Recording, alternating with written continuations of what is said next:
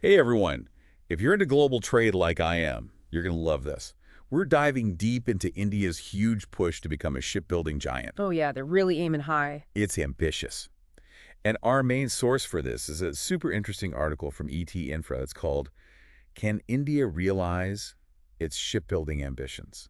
That's a good question. Right, so we're going to break down India's potential, all the challenges they've got to overcome, and what it actually take for them to become, a real leader in shipbuilding worldwide. It's a fascinating story for sure. One thing the article doesn't shy away from is that India kind of missed the boat, pun intended, on that whole LNG shipbuilding boom. Yeah. I mean, we're talking billions of dollars in orders that went to China and South Korea instead. That's right. And the article gives this example from 2014. Oh. There was this jail tender.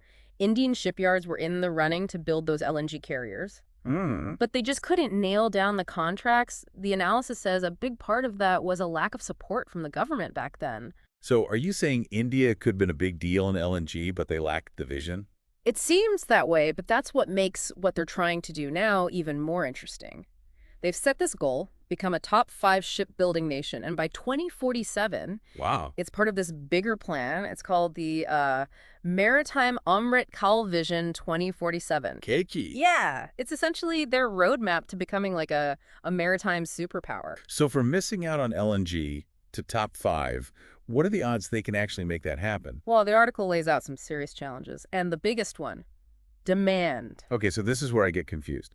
The article says Indian ship owners, they'd rather buy used ships from other countries or even send their ships abroad for repairs. Right. Why wouldn't they support their own industry? Well, it boils down to money. Building ships in India right now, it's just expensive, partly because financing costs are higher. So even if they want to support local shipyards, it's tough to justify financially. Exactly, it's a catch-22. No demand means no investment in better infrastructure, so costs stay high, which means less demand. You got it, and some people in the industry are actually calling for something like the Jones Act. Like in the U.S. Yep, where goods shipped between U.S. ports have to be on U.S.-built ships. Whether that would work in India, that's a whole other debate. For sure, adds another layer to it all. And then there's the question of whether they even have the capacity. Yeah. The article mentions those capacity constraints. Even if there were more orders, can Indian shipyards handle them? It's a great point, and the article explains that a lot of state-run shipyards, they prioritize those government naval contracts. Makes sense. Less risk. Right. They offer more stability, less pressure to perform compared to commercial shipbuilding. But isn't that a missed chance to build up their capacity for commercial work? Yeah, for sure. There's definitely tension there. One of the experts they interviewed from, I think it was Lloyd's Register, they were saying that to compete globally, India needs to focus on managing those risks. Okay. The financial risks, the quality, and making sure they can deliver on time. Gotcha. So it's not just about building. It's about doing it right and on schedule. Exactly. All right. So we've got the demand problem, the cost issue, and this capacity crunch.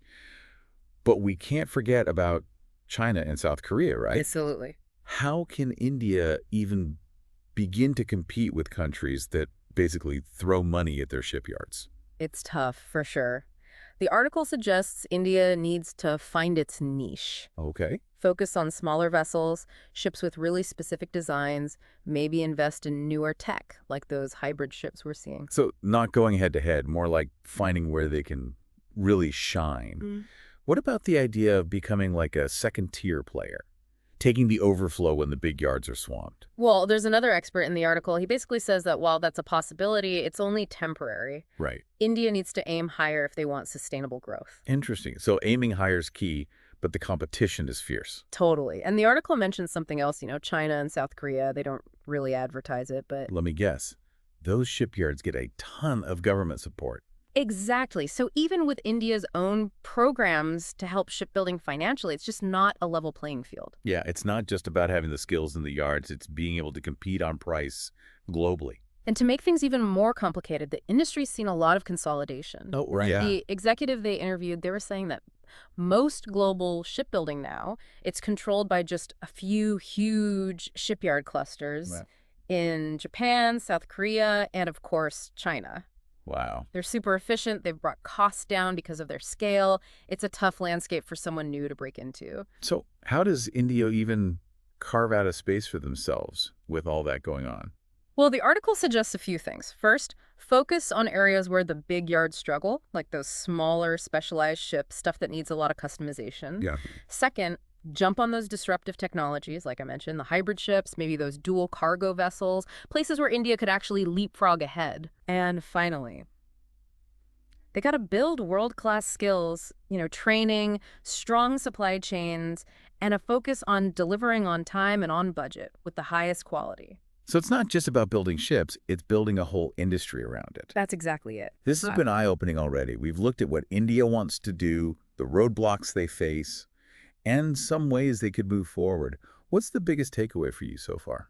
I think it's that India's at this really crucial point. They've got this bold vision, but it'll take a ton of effort, a lot of strategy to actually make it happen. It's about building this whole ecosystem, not just putting ships in the water. And we know it won't be easy. They're up against some serious competition, and those challenges with demand, cost, capacity, and technology, they're not going away. Absolutely, but the article does mention India's strengths too. Right. Their economy's growing, they've got a skilled workforce, and their government seems committed to growing their maritime capabilities. So the question is, can they use all that to find their place in global shipbuilding? That's the big one. And while the article focuses on shipbuilding, it's really a bigger story about India trying to become a major global power. But there's something else we haven't touched on yet. What's that? Ship repair. Could that be their secret weapon? Ooh, okay, so let's dig into that next. Oh, okay. So ship repair, right. The article mentions that Indian ship owners, a lot of times they'll send their ships all the way overseas for repairs, Yeah. even though India has shipyards that could do the work. Right, and the executive they interviewed, they pointed out a few reasons for that, like location, for one. Makes sense, got to be convenient. Exactly, easy to get to. And then there's speed. Minimizing downtime is huge for these ship owners. Every day a ship's not working, they're losing money. Yeah, time is money. Big time. And then, of course, you got to have the skills, the competency. Right, got to trust that the repairs are going to be done right. They don't want to be back in the shipyard a month later with the same problem. Makes total sense.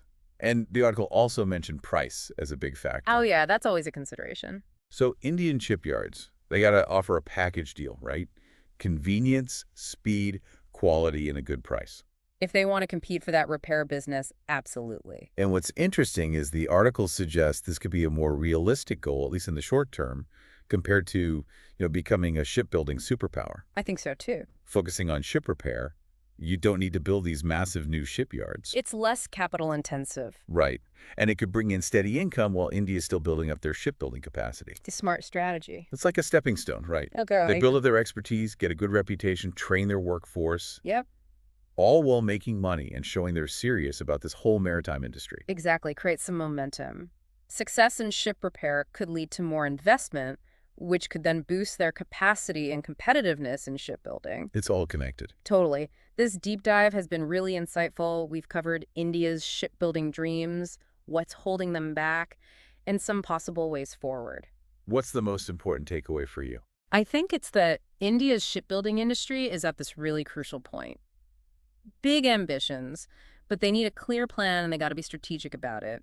It's about so much more than just building ships. It's about creating a whole ecosystem that can support a thriving maritime sector. And it's definitely not going to be a walk in the park, right? The competition's fierce. They've got to overcome all those challenges with demand, cost, capacity, and technology. For sure. But the article does highlight India's strengths too. Their economy's growing, they have a skilled workforce, and their government seems committed to this whole maritime thing. So the question remains, can they use all that to carve out a place for themselves in global shipbuilding? That's the million-dollar question. It's a story that's still unfolding, and it'll be really interesting to see what happens next. Absolutely. And for our listeners who are hooked on this topic, definitely check out that ET Infra article we've been talking about. Yeah, it's a great read. It really breaks down all the complexities and the potential of what India is trying to do. Yeah. And as you follow this story, think about this. How could India's strengths, especially in tech and innovation, change the future of shipbuilding? Not just for them, but for the whole world. It's a really interesting question. How could they use tech to make things more efficient, come up with better designs, maybe even totally new ways of shipbuilding? That's something worth thinking about. Totally. Now, we focused a lot on the economics, the technology, but there's another piece to this puzzle, and it's a big one. What's that? The people, the workforce. The article talks about how important it is for India to have a highly skilled workforce if they want to compete. Oh, absolutely. So let's talk about that next, the role of skill development in India's big shipbuilding plans. Yeah, that's a big one, and it's getting more and more attention worldwide. The whole maritime industry is under pressure to, you know, clean up its act, be more sustainable, and shipbuilding is a huge part of that. Yeah. So where does India fit into all of this? They're talking about green shipbuilding, alternative fuels, but what does that actually mean? Right. So the article lays out a few things they're looking at. One is, like you said, those green shipbuilding practices. Okay. So that's about using more energy efficient designs, minimizing waste during the whole construction process, maybe using more eco-friendly materials, that kind of thing. So basically minimizing the environmental impact at every step. Exactly. And it's not just about being, good for the planet. It's also about staying competitive. How so? Well, think about it. There's this growing global demand for ships built with sustainability in mind.